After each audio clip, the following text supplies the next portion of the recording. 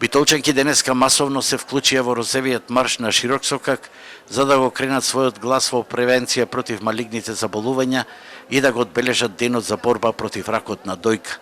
Организаторите двете битолски здруженија кои се активни во превенцијата и поддршката на заболените жени од малигни заболувања, повикаа на надминување на предрасудите за редовни мамографски прегледи и други диагностички протоколи, особено кај младите жени кај кои се почесто се диагностицираат со овие тешки заболувања. Во Битола голема е бројката на заболени лица, варира, меѓутоа е над 2000, сигурно, значи со последните статистички податоци што ги имаме. По цела ситуација што ја следиме е загадувањето, бидејќи Битола е една од најголемите подрачја со најмногу заболени во Македонија од карцином. Нормално лош начинот на исхрана и то придонесува, а сето тоа пак е во склоп со загадувањето.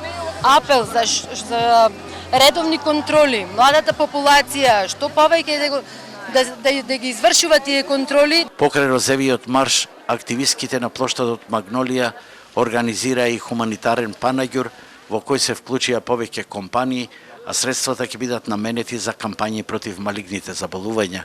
Борбата против ракот на дојката. Тоа беше мотивот и нашиот хуман порив, кој двете организации го имаме и работиме на тие проблематики.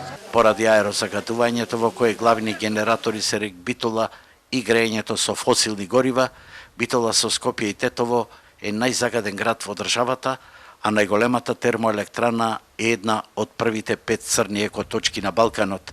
Последица на тоа се малигните заболувања кај голем број битолчани.